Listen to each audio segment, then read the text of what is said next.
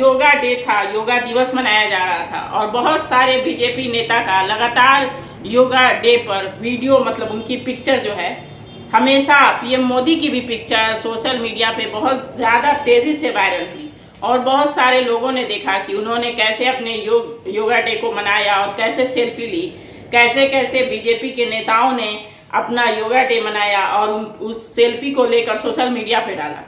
अच्छी चीज़ है, योग करना बहुत अच्छा है, हेल्थ के लिए बहुत ही अच्छी चीज़ है। लेकिन मामला यह है कि जब आप योगा डे की पिक्चर लेकर सोशल मीडिया पे डाल रहे हैं, पीएम मोदी के बारे में मैं बात कर रही हूँ, तो पेपर लीक वाले मामले पर आप कुछ क्यों नहीं बोल रहे हैं?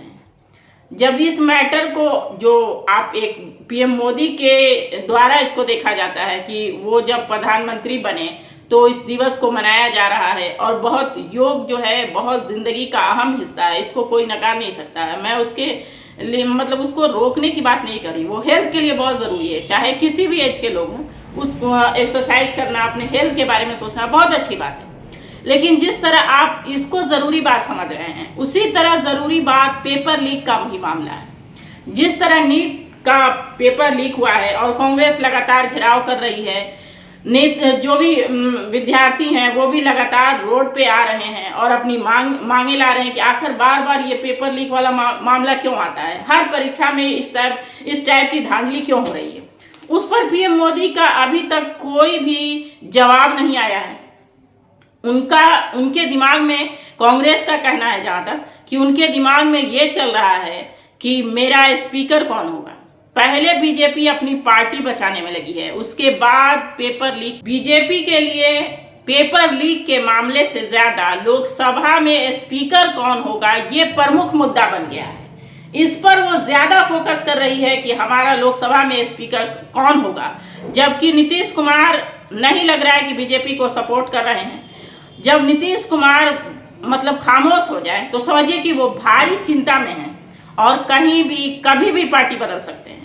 चंद्रबाबू नायडू जो हैं वो भी लगातार बीजेपी को सपोर्ट नहीं कर रहे हैं और कह रहे हैं कि मेरा स्पीकर पद पे जो होगा वो मेरी पार्टी से होगा। काफ़ी खींचातानी चल रही है, अंदर में बहुत ज़्यादा कहा जाता है कि भूचाल आया हुआ है, लेकिन बीजेपी इसको शो नहीं कर रही है। और पेपर लीक के मामले को कभी तेजस्वी यादव से जोड़ दिया जाता है, जैसा आरजेडी ने भी कहा कि ये उप मुख्यमंत्री जो है उनके लोग, उनको सेल्फी लेते हुए दिखाया गया है उस आदमी के साथ जिस आदमी का नाम पेपर लीक मामले में आया है।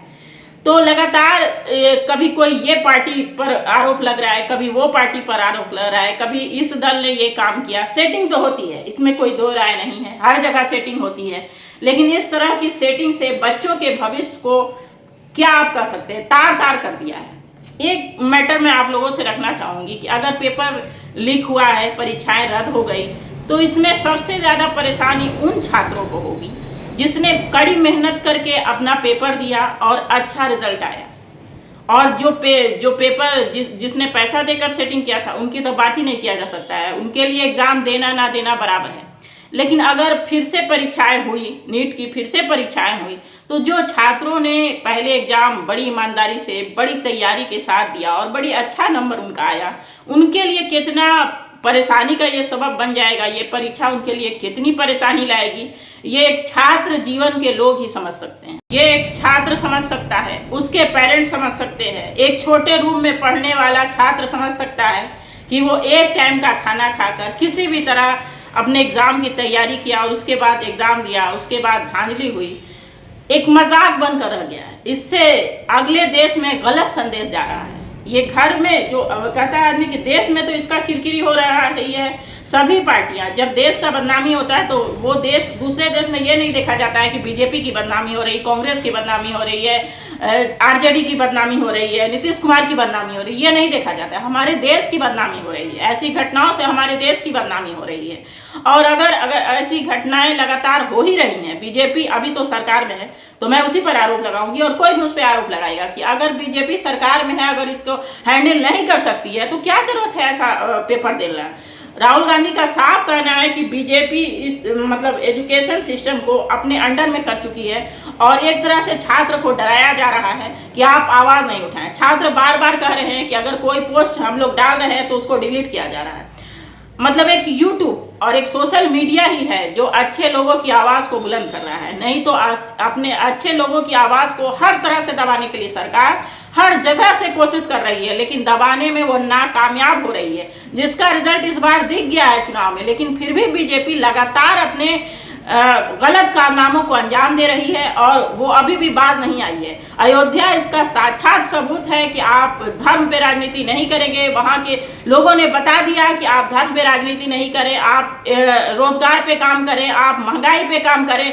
लेकिन मुझे नहीं लगता कि सरकार अभी भी जागी है। सरकार का फोकस सिर्फ अपनी सीट बचाना है। पीएम मोदी खुद अपनी सीट को बहुत ज्यादा फोकस कर रहे हैं कि मेरी सीट हिलना नहीं चाहिए। इस तरह नीतीश कुमार अपनी गद्दी बचाने के लिए कभी इस पार्टी में कभी उस पार्टी में, और अभी नीतीश कुमार का मौन व्रत बता रहा है कि बीजेपी के साथ खेल हो सकता है। और तेजस्वी यादव के बगल में बैठी हुई सेल्फी की पिक्चर भी, उनकी पिक्चर आई थी जो सोशल मीडिया पे बहुत ज़्यादा वायरल हुई थी। नीतीश कुमार की खामोशी बहुत कुछ बताती है। लेकिन सबसे बड़ा फॉल्ट ये है कि जिस जनता ने आपको चुनाव में वोट दिलाया, क्या इसी तरह ये तो नहीं समझा था, ये कुल उन लोगों ने सोचा था कि बीजेपी में है और कभी आप जो है गठबंधन में हैं, ये सोचकर आपको कोई भी जनता वोट देती है। और वोट देने के बाद कभी आप इस पार्टी में कभी उस पार्टी में, जिस तरह अभी पेपर लीक पर एक सख्त कानून आया है, उसी तरह मैं समझती हूँ अगर आप लोग भी इस पे सहमत हों तो आप लोग भी बताएं कि इस पे भी सख्त कानून आना चाहिए कि अगर कोई नेता किसी पार्टी में रहकर चुनाव लड़ता है और चुनाव जीत जाता है तो वो 5 साल के लिए दूसरी पार्टी ज्वाइन नहीं कर सकता है। अब वो काम कैसे करेगा ये उसका मैटर है। और अगर वो दूसरी पार्टी में जाना चाहे तो फिर से चुनाव हो, क्योंकि ऐसे बोला जाता है ना कि जब बच्चे को पनिश कीजिएगा तभी वो गलत आदत छोड़ेगा। तो ये गलत आदतों में आता है कि आप बार बार इस पार्टी में चुनाव जीत जाते हैं, फिर उस पार्टी में चले जाते हैं, फिर उस पार्टी में चले जाते हैं। तो इस तरह से एक मजाक बनकर रह गया है। नेता वाला काम जो है, पॉलिटिक्स वाला काम एक मजाक बन गया है। इसी को देखा देखी छोटे लोग भी कर रहे हैं। छोटे लोग भी यही काम कर रहे हैं, कभी फट से उस पार्टी में कभी उस पार्टी में। तो इस तरह से देश का भविष्य बहुत ही खतरे में है और बहुत ही अंधकारमय हो जाएगा अगर इस तरह के नेता इस तरह का काम करते रहेंगे। मुझे जहाँ तक लगता है, आप लोगों को क्या लगता है, आप लोग भी अपनी राय बताएं, क्योंकि हो सकता है मुझसे ज़्यादा आप लोगों को समझ हो और ज़्यादा जानकारी हो। लेकिन मुझे लगता है कि इस तरह अभी क्या होगा कुछ कहा नहीं जा सकता है। अभी फिलहाल सारा फोकस बीजेपी का लोकसभा के स्पीकर पे है। 26 जून को उसका स्पीकर का चुनाव होगा। उसमें नीतीश कुमार की जो पार्टी है, उस दिन दिल्ली में उनकी बैठक बुलाई गई है। नीतीश कुमार के मन में क्या चल रहा है ये अभी कुछ कहा नहीं जा सकता कि वो गठबंधन के साथ भी जा सकते हैं या बीजेपी को जिस तरह से उन्होंने सपोर्ट पहले किया था वो करेंगे। और चंद्रबाबू नायडू जो हैं वो भी काफ़ी नाराज दिख रहे हैं, क्योंकि वो अपनी पार्टी का स्पीकर चाहते हैं। नीतीश कुमार अपने मंत्रालय से खुश नहीं है कि मुझे जो मिला वो संतुष्ट नहीं है। एक तरफ से इंडिया गठबंधन की तरफ से उन्हें ऑफर दिया गया है कि अगर इंडिया गठबंधन में आप आते हैं तो प्रधानमंत्री की कुर्सी खाली है आपके लिए। काफ़ी पेच फंसा हुआ है। 26 जून के बाद बहुत सारी बातें क्लियर हो जाएंगी कि जो पार्टी ने बीजेपी को सपोर्ट किया वो पार्टी आगे भी उन्हें सपोर्ट करेगी या इसी तरह दल बदल होता रहेगा। अभी फिलहाल कुछ कहा नहीं जा सकता है और काफ़ी राजनीति में काफ़ी उछाल चल रहा है। एक मैटर पेपर लीक का है जो इस टाइम मतलब जब लोकसभा में बहस होगी तो ये मैटर बहुत मजबूती के साथ विपक्ष रखेगा। अब सवाल ये पैदा होता है कि जिस तरह सामने से सवाल किए जाते थे और पीएम मोदी इधर उधर की बात करके, उसे नेहरू की बात करके, कभी कांग्रेस के परिवार के बारे में बात करके उस जवाब को तोड़ मरोड़ के दूसरी दिशा में पहुंचा देते थे। लेकिन इस बार पीएम को हर सवाल का जवाब देना होगा, क्योंकि काफ़ी मजबूत इंडिया गठबंधन इस बार है और काफ़ी मजबूती से रहेगा।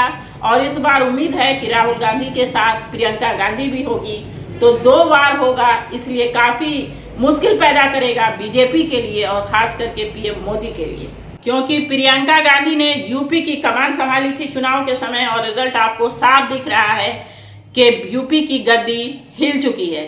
जो योगी सरकार कहती थी कि कांग्रेस को 4 लोग भी नहीं है यूपी में कंधा देने के लिए, अब उनकी ये बातें नहीं निकल रही है। उनकी कुर्सी जो है अब हिल रही है।